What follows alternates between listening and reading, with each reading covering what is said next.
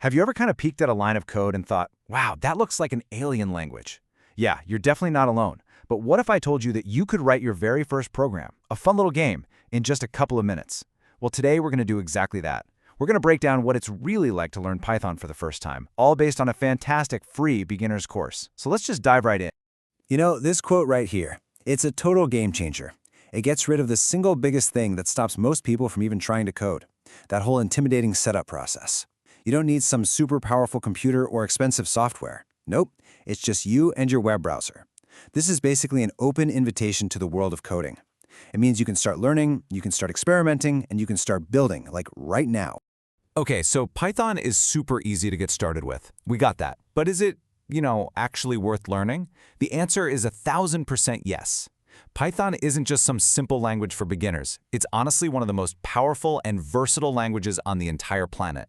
As you're about to see, it really is the language that kind of does it all. And the range of stuff it can do is just staggering. Python is the engine behind some of the websites you use every day. It's the secret sauce in data science that helps us make sense of the world, and it's the driving force behind the whole AI revolution that's changing, well, everything. You can use it to automate boring tasks, analyze huge amounts of data, and yep, even build games. And the whole journey starts with just that first line of code, right there in your browser. You know, the best way to learn to code is to actually build something. It just is. So we're going to skip the boring theory for now and jump right in to build the classic game, rock, paper, scissors. This isn't just some random exercise. It's your first creative project as a coder. It's a real, tangible goal that makes the whole learning process way more fun and rewarding. And this is it, your very first line of Python code. I know, it might look really simple, but something incredibly powerful is happening here. You're basically telling the computer, hey, create a little labeled box in your memory, call it player_choice, and put the word rock inside it. This little box, that's called a variable, and it is the absolute foundation of pretty much all programming. So that first line of code gave us our very first tool, the variable. Now, let's kind of open up the rest of the programmer's toolkit and see what other essential building blocks we're going to need to put our game together. So a variable is like a labeled box. But why is that so useful? Well, imagine you're writing a story. You wouldn't want to repeat a character's full name every single time, right? You'd use a pronoun like he or she. A variable is just like a pronoun, but for your code. It lets you store a piece of information and then refer to it with a simple name, which makes your code so much easier to write and to read later on. And here's our labeled box in action. See? We've named it player choice, and we stored the word rock inside. So now, anytime our program needs to know what the player chose, it doesn't have to ask again. It can just look inside this box. This is absolutely crucial for the next step, which is comparing our choice to the computer's to see who wins. Our next core tool is the function, and the best way to think about it is like a recipe. Seriously. You write the instructions for a task, like, say, baking a cake. You do it just once, you give that recipe a name, and then you can use it over and over again just by calling its name. It's all about writing less code and keeping everything nice and organized. So, in our game, we create a function and we call it get_choices. This becomes our dedicated recipe for handling the player's move and the computer's move. By putting all those little steps inside this one function, we keep our main program clean, tidy, and honestly way easier to understand. Okay, so the program needs to hold on to some information. How does it do that?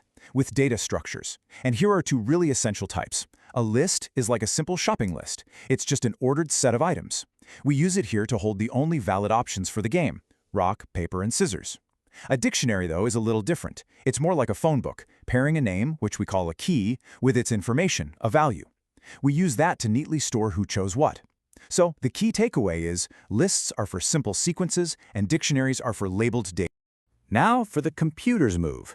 How do we make it choose something randomly? I mean, we could try to write a whole bunch of complicated code ourselves, or we could use one of Python's secret weapons, libraries. Think of libraries like pre-written spell books that give your program all these new powers. With one simple command, import random, we grant our program the ability to make a completely random choice. It's kind of like magic. All right, this is where it gets really interesting. We've got our player's choice, and the computer has made its random choice. Now for the moment of truth.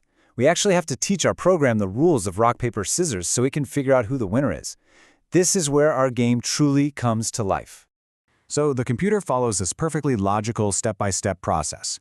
First, it asks itself, Hey, is the player's choice the exact same as mine? If the answer is yes, boom, it's a tie. If not, it moves on. Next question. Did the player choose rock and I chose scissors? If yes, the player wins. It checks a few more winning conditions just like that. And if none of those are true, the computer knows there's only one possibility left. The player must have lost. It's this simple, logical flow that sits at the very heart of all programming.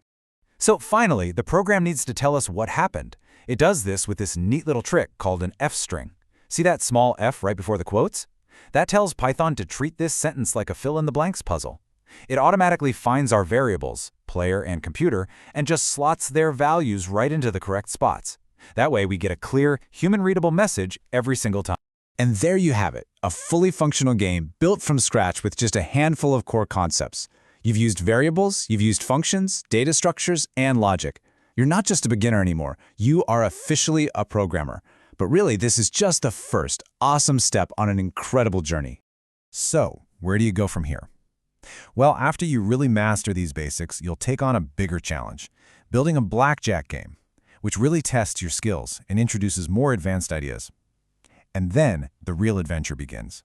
You learn how to set up Python on your own computer, which unleashes you from the browser, so you can build anything you can imagine, from a personal website to a powerful data analysis tool. Because you know what? Learning to code is about so much more than just learning a new skill. It's really about learning a new way of thinking. It's about gaining the power to create, to solve complex problems, and to bring your own unique ideas to life.